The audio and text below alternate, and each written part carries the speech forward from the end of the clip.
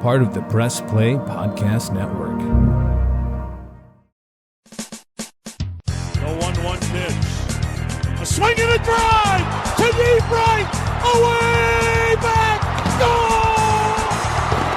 Hi, everybody, and welcome to the Guardians of the Land MLB Podcast. I'm your host, John Telich. As I record this opening, the Guardians are coming off a very strong weekend. They took 2 of 3 from both the Astros and the Boston Red Sox. And the offense, which was lost in action for much of the season, well, it is on its way back to respectability and then some. They certainly ramped things up on the offensive side of the baseball in the recent homestand. In fact, the team tweeted this out, so I thought I would share it with you in case you missed it. During the homestand, they were tops in Major League Baseball. Their batting average was .317. They had the most hits in Major League Baseball of 70, extra base hits of 29, and they were second in Major League Baseball in runs. That was 38. So it was very productive for them, and they climbed ever so closely to the Minnesota Twins in the standings, now at 31 and 34 as they head into their road trip out in San Diego and Arizona. 3 games under 500, but only a game and a half behind the Twins. Well, today's episode is with John Sabol, Fox 8 Cleveland sportscaster and news anchor, and as you all remember here on the Press Play Podcast Network, he is one half of the Sabol Brothers on the Baseline podcast, a very popular one that is here on this network. And we chat about all things Guardians, all kinds of scenarios, where they stand in the season, some of the mini controversies with the team. And also, John will recount his interaction with former Indians pitcher Jim Poole, who is suffering from Lou Gehrig's disease, ALS. And this also coincides with the big bit of awareness in Major League Baseball because of their outstanding research person, Sarah Langs, who is stricken with Lou Gehrig's disease as well. There's a whole bunch of that type of information and attention going towards the disease itself because of Sarah's efforts as well. So we touch upon that. John Sabol, my guest this week, right here on the Guardians of the Land MLB Podcast. Sit back and listen. John, great to be on with you, my friend, and you and your brother have a fantastic podcast. We'll chat a little bit about that as we move further along here. But on this episode, we're kind of taking the pulse of the Guardians, where they are at this point in the season, whether or not things are trending upwards. And in my estimation, John, they are obviously on the offensive side of things. Their increase in offensive production, it's been pretty prevalent, especially what we saw in the most recent homestand. Yeah, I would agree. And thanks for having me back on, JT. Really appreciate it. Love chatting sports and everything in between with you. When it comes to the Guardians, I really think now, as we sit here in early June, they've turned the corner. I think you've seen the offense really come alive in the last 2.5 weeks. They've won 4 of the last 5 series. That 5th series they didn't win, they split. So the bats have really come alive. The offense, we all like to think it's revolving around Jose Ramirez, and it really is. And he had that great 4 home runs in 2 days and that 3-homer game of this past weekend. But I really think it's been Josh Naylor has been the guy that's really kind of steadied the ship. I was looking into the numbers yesterday, and since mid-May, he has the best batting average in baseball since mid-May. So when you look at that, and you see how much they've struggled during that time and then now. And then how earlier in the year he struggled mightily. Right. You start to see it a little contagious now. And I know we always hate to use that excuse. Oh, well, it's cooler weather. The bats start to warm up when it gets warmer. That is an excuse, but there's also some truth to that because typically these teams in the past don't ever really get going until about May or end of May into June. This year, though, it just delayed a little bit. And we're starting to see the bats fly, and they've had now 10 hits in 5 consecutive games, and they have not done that since 2018. So you're really doing your research, and you're right on the money. I mean, they how about having a couple of games in a row where they scored 10 runs? Exactly, and it's funny. I think the first time they broke out of it against, Baltimore last week, or almost now a week and a half ago, they hadn't scored that many runs since like game 2 or game 3 in Oakland of the season. So you knew it was going to be, at some point they were going to break free, because those numbers in their offense up until about 2.5 weeks ago were historically bad. Some of the worst numbers that we've ever seen from a team in 2.5 months worth of play. But now we're starting to turn the corner here, and I think they have done that. What's helping them is that the American League Central, as we know, is just awful. If the Guardians were in the AL East, they'd be dead last. They really were. I saw someone making that comparison recently. Right, and the Twins are still floating around there as we record this year. They're a game and a half up on them in first. I still think they go to the playoffs. I still think they probably end up winning the division, and I think it's going to be a 2-team race between Cleveland and Minnesota. Yeah, it really will be. Boy, I'll tell you what, you did mention the increased offense and some of the numbers that are behind the numbers, if you will. Let's go back to the night where they came back 5 different times, and they won it in 14. And by the way, they crammed so much baseball and so much fun. That was 4 hours. Yeah. They have the change in the rules this year, the quicker tempo and stuff. But you got hot dogs, you got fireworks, and you got you got a marathon long game. Yeah. And all that offense and a walk-off, which we haven't seen the Gatorade pitcher cooler that much this year. Maybe that's a sign of things to come. I think so. And to your point, who thought that extra inning rule would create so much excitement with all those lead changes? I was working that night, JT, and as you know, former legendary broadcaster in Fox 8, you're editing and you had to re-edit. And you think you've got the final highlight. Think of all the beat writers that already had their stories written, and then they got to delete it and then start it again. So, it kept going on and on and on. And then, we got done with the news and they're still going on. And so I'm driving home, listening to the game on the radio, driving right past the ballpark, and the game ends, and then you see the fireworks go off. But what an exciting game. Probably one of the most exciting games this season by far. Yeah. And you got to go back to last year's playoff run, probably some of the walk-offs that Oscar Gonzalez had last year in playoffs that kind of match that. But, it is good to see a game like that because it tests them.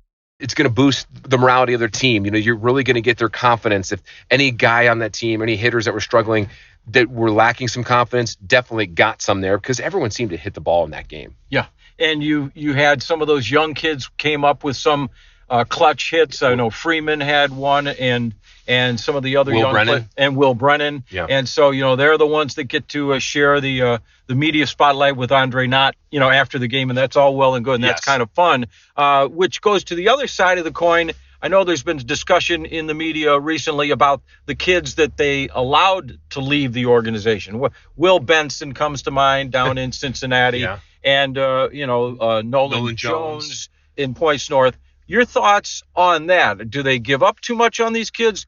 Did they just let Benson go? Because, his numbers really never seem to be anywhere here in this organization. What I thought was really interesting, and maybe this is just the baseball gods, I guess you could say, kind of giving it to fans here, because coincidence that on the night that the Guardians had these wins, you had Will Benson have the walk-off home run for the Reds. Then he had Nolan Jones hit a home run, and then like 2 days later had that walk-off home run on Sunday against San Diego that went 472 feet in the upper deck at Coors Field. I think we knew what Will Benson was going to be. I don't see him being a consistent player with the Reds, my personal opinion. I'm happy for him with that game. I think they did their due diligence on him for the long haul. I think that performance might have just been an outlier. When it comes to Nolan Jones, I don't know if we saw enough of him. Now, I was never a big Nolan Jones guy, but if you're going to spark a young kid's offense, what better place to play than Mile High City in Denver? I don't know if the return, if the juice was worth the squeeze, if you know what I mean. I don't know if we got enough, but then again, you didn't really know what you had, or the Rockies didn't know what they had either. Yeah. I think it also was a numbers game too, with all these different players. The Guardians weren't expecting Oscar Gonzalez to struggle. Nolan Jones was blocked when you think about Will Brennan, Oscar Gonzalez, and Miles 100%. Straw, and Stephen Kwan. So the value that he didn't have value. So you can sit back and kind of give the front office a hard time just because of what Nolan Jones has done in a week, though. Yeah. At the same time, he didn't do much of anything. It was timing. It was timing. So I don't think they gave up too early on him. I just think it's just one of those situations that for a young kid, change of scenery, and being at the right place at the right time benefits him. Yeah, I think that's absolutely the case. It's convenient for the sports talk radio shows to kind of focus in on that stuff. And you were mentioning, the trades or the transactions that sent these kids away.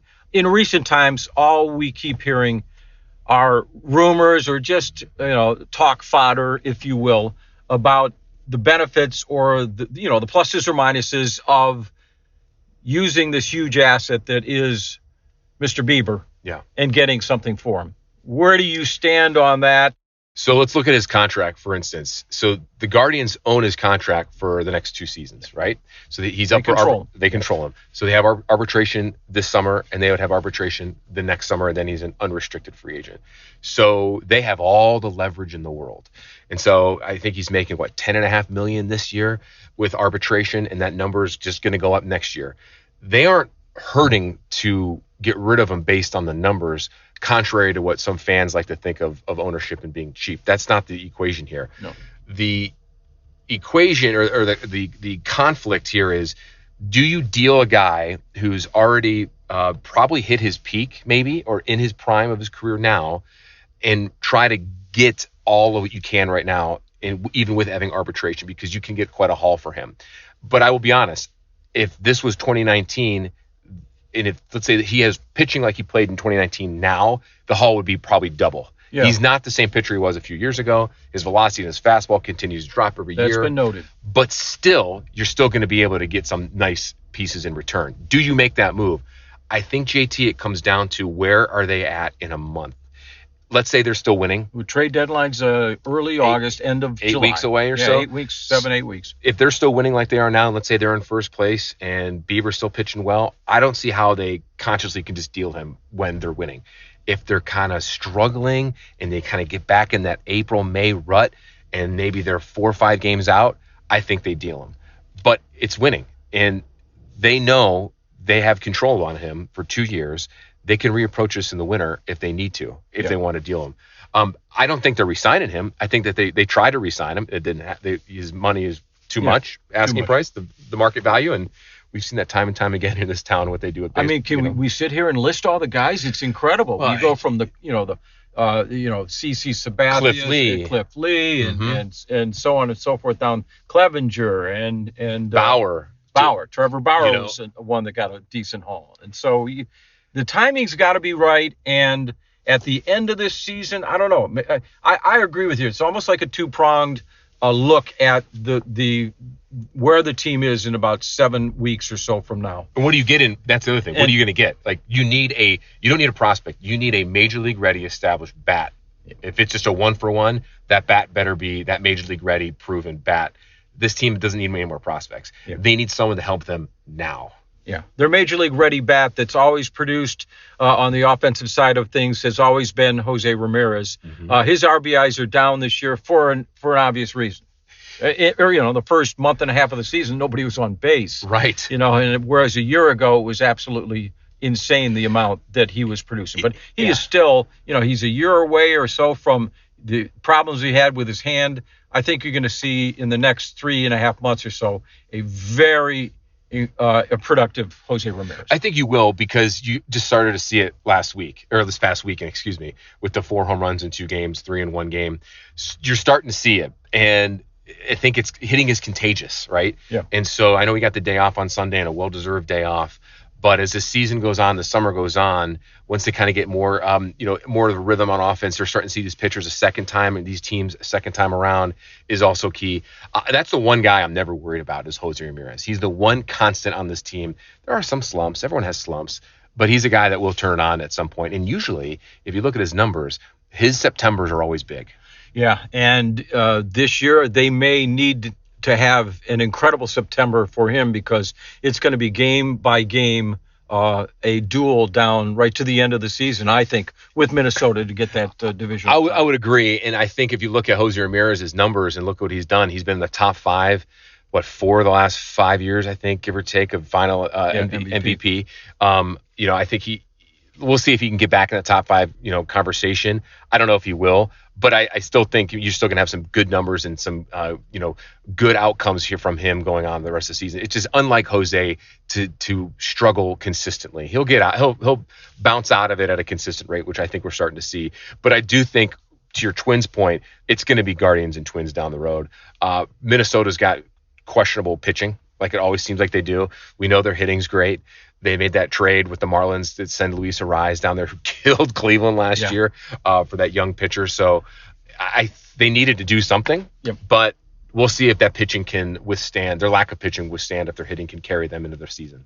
All right, we've got much more to talk to John about on your 2023 Cleveland Guardians. We are going to take a break here with John Sabol and come back with more on the Guardians of the Land MLB podcast. John Telich here with John Sabol, back in a real quick minute. What's up, everyone? I'm Holly Wetzel. And I'm Tyrus Powell. And we are your hosts of The Orange is Oranger, a Cleveland Browns podcast on the Press Play Podcast Network. We give you all the dog pound coverage that you'll need to get you through the regular season, hopeful postseason, and I'd say off-season, Tyrus, but is there really ever an off-season for this team? Thankfully for our podcast, Holly, there really never is when it comes to the Cleveland Browns. Don't miss our breakdown of each week's matchup, game recaps, and any and all news out of Berea to feed your Browns appetite. As we know, Holly, dogs gotta eat. Yes, they do. So hit that subscribe button and never miss an episode of the Orange is Oranger, Cleveland Browns podcast on the Press Play Podcast Network. Hey everybody, it's Sam Amico from Cavs on the Break NBA podcast. Be sure to give us a listen for all your Cleveland Cavaliers recaps, analysis, breakdowns, draft talk, free agency. The list goes on and on. Give us a listen, Cavs on the Break NBA podcast.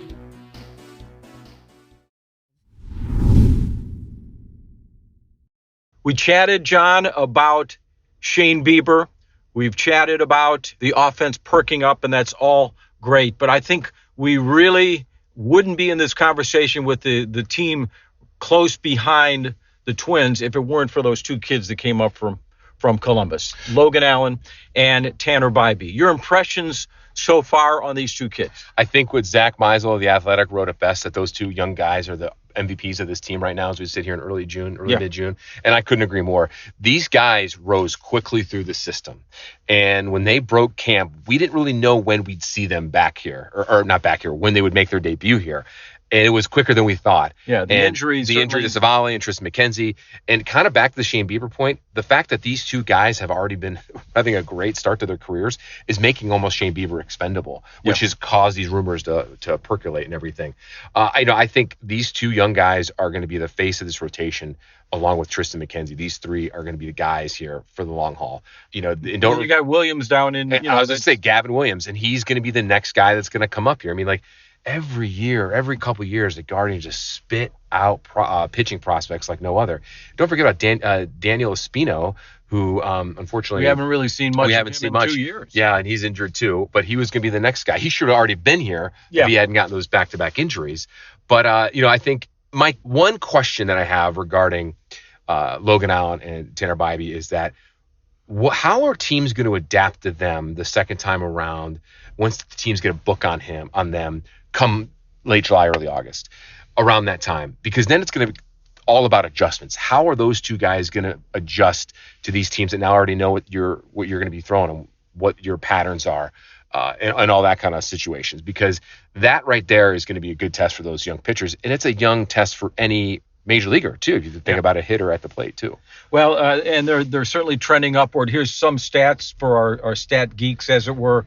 And this is also courtesy of our buddy Zach. Zach just does a great job over at The Athletic. Basically, a K per inning per kid. Mm-hmm. So you can count on that.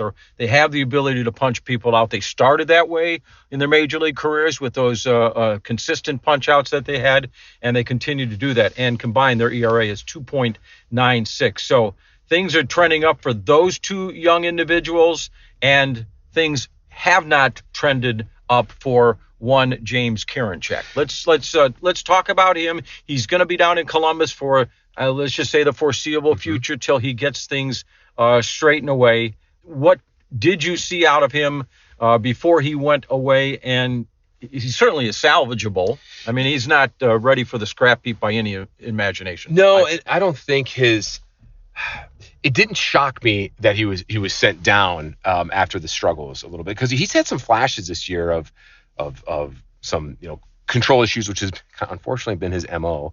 But he also seems like at times where he's kind of fixed it. It's very inconsistent. It's very up and down.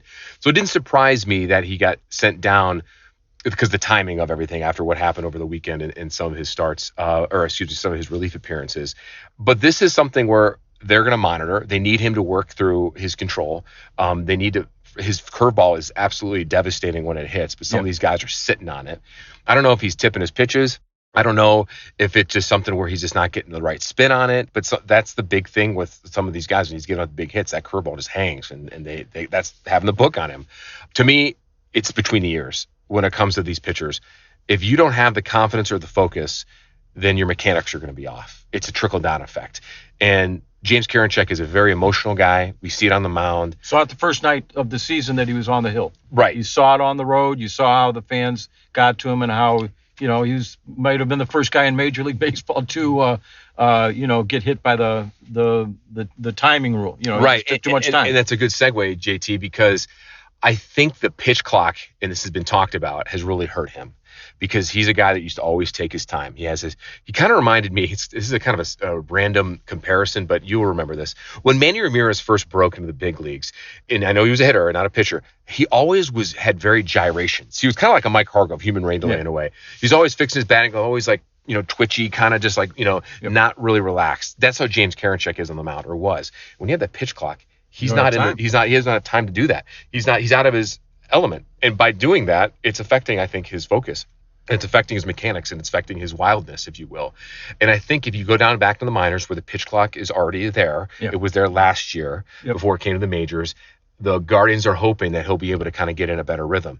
Emmanuel Clase, I think, is another guy who has been a victim of that. And even though he's still leading the league in saves, he's already had the most blown saves at this point in the season that he had all of last year. Yeah. And I think the pitch clock has been a victim of that for him. They're obviously not going to send him down because he's still pitching really well. That's more of a coaching and more of a guidance in getting his rhythm down. Karinchak's stuff is way worse, a little more dramatic. And, hey, they're not going to set a timetable on it. They're going to let this go and see how long it can take for him to kind of get back to the capability level that they think they can have in him. And in recent weeks, they haven't had the worries as much about Class A because we haven't seen him as much because the offense is there. Right. And you're not in every night, oh, my God, it's another one-run game, and here comes Class A. I mean, did he really have many opportunities earlier in this year when he came in the ninth with a 3-run lead? He did not. Sure. It was always a 1-run game. Always. And you start to see when you're blowing saves, but then you're also recording quite a bit of saves. I mean, it's easier to swallow, right? But he wasn't getting the protection from the lineup earlier in those games. So I can live with that personally as a fan and as someone who watches them consistently and covers them. I think, though, when it comes to Karinchak, this bullpen now was their strength last year, even with him, even though he kind of bounced around a little bit. They're not really going to miss him that much, I don't think, because you have guys that are really filling that role. Sam Hench is back, Trevor Stephan, and Xavier Curry has been a staple in that bullpen, and a guy who's been finally getting confidence in the middle relief role. So Karinchak, they're going to wait and see how he can go down there in Columbus. Yeah, they have some options, and this is good. The fact that they have offense that's been more productive, that takes a bit of the pressure off of things, and that's good to see, John. All right, another question that fans have is, when are we going to see Bo? When will Bo Naylor come up from the minor leagues to join his brother, or are they manipulating his service time right now and hesitant to do that? Or do they not want to admit that the Zunino thing is right now not working for them? They've got a better catcher behind defensively in Cam Gallagher, but he's not a hitter. Neither guy hits for you. Yeah. The kid down in Columbus can bring the bat and certainly needs more and more improvement. Can he command the pitching room, as it were? Can he handle the rotation? Well, that's the key, and I think that's the big thing they're factoring in. They're going to bring him up now. Is he that leader yet? He's still really young. I think there are a couple of things. One, the telltale sign of how they view the catching is with Mike Zunino. And I personally like Mike Zunino. I got to know him a lot when I was down in Tampa covering the Rays. He was a Lakeland, Florida native. So he was coming back home and he got traded from Seattle there, and he played a couple years. And actually 2 years ago, before he hurt his shoulder, I mean, he was an all-star catcher. He had 19 home runs that year. And that was just a few years ago. And so they're hoping, on a cheap deal, that they could get him back with that shoulder. And he missed 3/4 of the season last year with that shoulder. Clearly that shoulder is not, even though he said it felt great in spring training, I don't think it's right, and you can tell by the defensive liabilities there. I think a telltale sign of how they view the catching is that he's still on the roster, obviously. Like, if this was any other team, I think they would have DFA'd him already. Also, when Shane Bieber pitches, Zunino's not catching him. It's Gallagher. And that should tell you right then and there how they feel about it. Are they manipulating Bo Naylor's service time? The longer you keep him down here, the better for them. Yeah. The more control, the less money. I think so. I think that's probably what it is. I don't think they're keeping Zunino just for the sake of, hey, we're paying him this amount of money. So let's get was it $5 million? Yeah, I don't think that's what it is. I think it's just they're taking their time on Zunino or on him. I do think we'll see him up here, but at some point this season, is it going to be middle of July, end of this month? I don't know. But the one question that I think fans forget when we evaluate this, and I want to see Bo Naylor up here, I really do, is if you bring him up here, he needs to be playing. He's got to play day. You just can't have him up here catching 2 days of the week. Right. And so it's just not a good development for him. So if you can't commit to him that much, then you got to keep him down there. It's going to happen. It's just a matter of when. I think it will happen at some point this season. Yeah, absolutely. I totally agree with you. So we've all agreed it's the Guardians and the Twins more than likely just racing through the rest of the season, and the last man standing is going to be the divisional champ, and nobody's going to get in as a wild card. That certainly doesn't look like it. Not with the Guardians 3 games under, and I think the Twins just a game above. I think the AL East that's where you're getting your wild card. It's just stacked. Baltimore, Tampa, and New York. All those guys. And Toronto too. And Toronto too. Well, great to talk about the goings on of the 2023 Guardians here with John Sabol. John, you also at Fox 8 did a phenomenal story and caught up with Jim Poole, former Indians pitcher who has been stricken with ALS. And this seems to be heightened awareness that's being brought upon this horrific disease by Major League Baseball, not just because of what's happened with Jim Poole, but because of MLB super researcher Sarah Langs, who has been stricken with the disease and who is her cause has been kind of in the forefront of Major League Baseball. Please tell our listeners the experience that it was for you to interview Jim. You went down to catch up with him, where he's deteriorated quite significantly, has he not? He has. For those that don't know, that didn't see it, and if you want to see this story, I have it on my Facebook fan page. Just go to John Sabol TV, and it's on there. Just scroll down there, you can find it. And I did tweet some videos on it, but I did this back in the fall. We went down to his home in Atlanta. I met with him and met with his wife.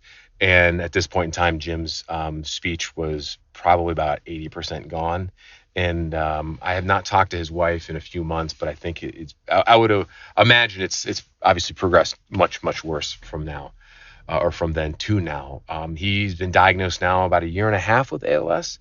And for those younger listeners that don't know who Jim Poole was, he was a lefty out of the bullpen for the Indians in, 94, 95, 96. He's the one that unfortunately gave up the home run to David Justice against the Braves to win the World Series in 95. And I talked to him about that, actually, and he laughs it off. And he still thinks it was a big moment and doesn't regret it. And we had some light, fun conversations, and he talked about the disease. And I think the biggest thing what I took out of that conversation with him, and he was so positive. And he had such an emotional and loving message that, this is a disease, but I am still very blessed. I have my wife, I have my kids, I have my grandkids. I've had a wonderful life. This what's happening to me isn't great, but I've had a wonderful life and I'm still blessed. And I think for someone to say that in the physical and emotional and mindset, to hear that was just, my mouth just kind of dropped. Like, my gosh, that is so powerful. Yeah. And it's a lesson. It's a life message, I should say, that I still take with me, after hearing that, because everyone's going through something. Someone always has it worse off, but no matter how hard you're dealing with something, there's always a silver lining to it. And you got to look at all the positives in your life. And Jim Poole is doing that. He's a very strong person. Still roots for the Guardians to this day. He has a strong bond with, we just talked about him moments ago, Xavier Curry, who is the Guardians' middle relief pitcher. The reason why they have a good bond and friendship is because Jim Poole pitched at Georgia Tech back in the 80s, and Xavier Curry, before he got drafted and rose the ranks in the Guardians organization, he pitched at Georgia Tech too, and Jim had put him under his wing, and they've kind of grown this bond together. And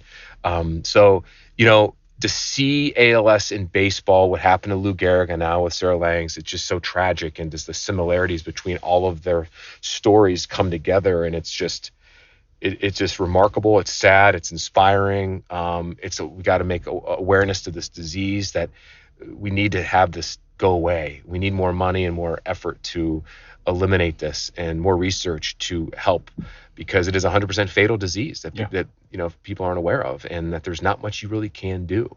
There's some little treatments that can kind of prolong the symptoms, but it's nothing spectacular. And honestly, it's going to eventually get you, unfortunately. Yeah, 100%. That it's 100% fatal. That's where we are, and still research needs to be ramped up, funding, all of those things.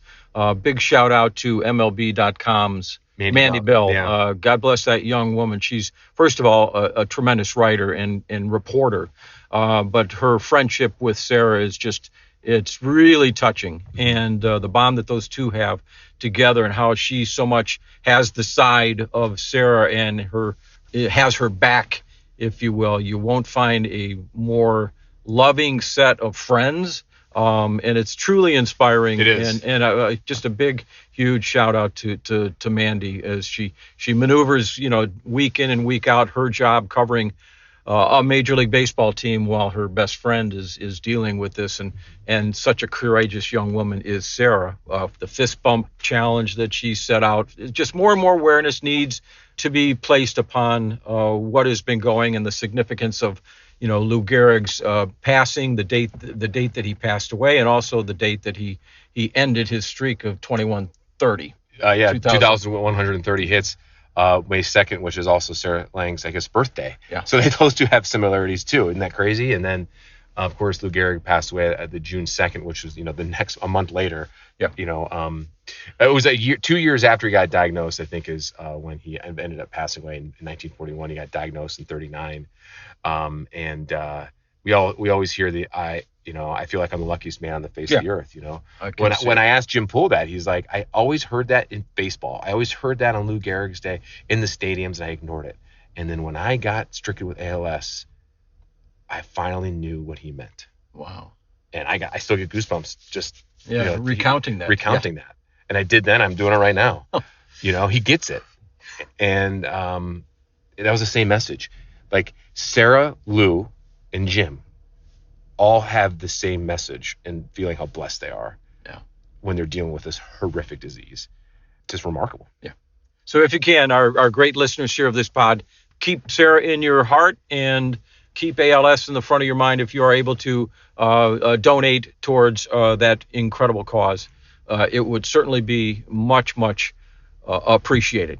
All right, let's switch gears real quickly here and get close to wrapping things up. You've been so gracious with your time, John. I appreciate it. Mm-hmm. What's up? What's it been like doing the pod with your brother right here on the Press Play Podcast Network, the Sabol Brothers podcast? What's it been like working with your bro, and what's in the hopper?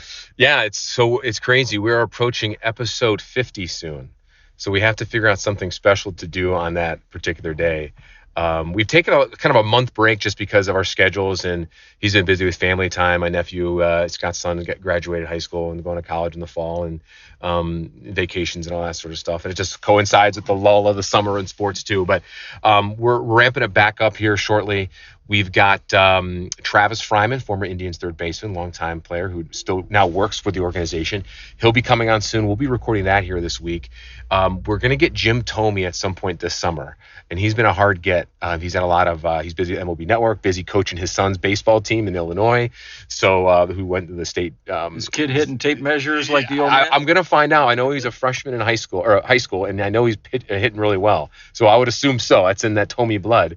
We're going to try try to track down a couple former Browns quarterbacks. There's a long list that we have that we want to get to. We're going to have a couple other former Indians pitchers from the 90s that are going to stop on at some point throughout the year. And then we're going to get Browns heavy too later on this fall. To try to get, Kevin Mack's going to stop in now. He works in the Browns alumni department. He'll hop on. And then a couple other guests here that as we get through baseball and football season, as we turn that corner, we'll get back into Cavs chatting at some point as well. But yeah, it's fun. Scott and I started this now 2 years ago, and it's kind of taken off. And, we've interviewed so many people from, Mark Price to Jim Tressel to Joe Thomas to Jim Nance, Sean Kemp, Craig Elo, Eric Metcalf. I know I'm missing some obvious ones in there. Brian Anderson obviously was one. Greg Pruitt. There's a long list. You could find them out here if you haven't already. But Baker Mayfield's agent was on there with us last summer when all this stuff kind of hit the fan at the end. But it's a fun thing that he and I do. We have a couple of things in common. We love Cleveland sports. We're former athletes in our own right, I guess you can say. We love the history of sports. So we like to kind of go into the history sides of interviewing these athletes and these figures that have a side that maybe they have not been told before. Our last one we did about a month ago, and I don't know if you saw it, JT, was that it was a kind of our first documentary style podcast. Where we did the failed Cleveland Dome Stadium projects, where we had former Ohio Governor Dick Celeste and Tom Chema, who was the Gateway Executive Director. Covered those gentlemen. I remember that. You remember those days. Quite clearly back in those days. And if you haven't listened to it, and if you hadn't listened to it, Chema, who was the Executive Director of Gateway, gave us a couple Art Modell untold stories on there. So that's a good tease. But it's been fun. We love doing it. We're going to ramp it up here once the summer kicks in here, get through family stuff and have a lot of fun. Well, it's just great to hear you guys, your combined love of sports together on the pod, and what a great thing to be able to share with your brother because, I grew up in the same manner. My brother and I were really big on sports as kids. My brother has his own profession that he does down in Columbus, and I have mine up here in Cleveland, so we don't really hook up to talk sports, maybe being at a Buckeye game every once in a while, that type of stuff. So that's great that you guys are able to enjoy that. I advise all of our listeners to give the Sabol Brothers a listen. One of the many outstanding pods on the Press Play Podcast Network. John, thanks very much for your time, my friend. And we'll just close out here real quickly for our listeners about your Guardians. They've got a short road trip out west. They're going to San Diego for 3 and then Arizona for 3. Then they will have a day off and be back in Northeast Ohio. We'll see if they can keep the run production going. Going to be fun to see there. So thanks again to John Sabol, and thank you for your great listenership here on the pod. Keep subscribing, rating, and reviewing on all those platforms you listen to. I appreciate it so very much. And we will catch you on the next time that we pop in here on the Press Play Podcast Network with the Guardians of the Land MLB podcast. We'll see you the next time around.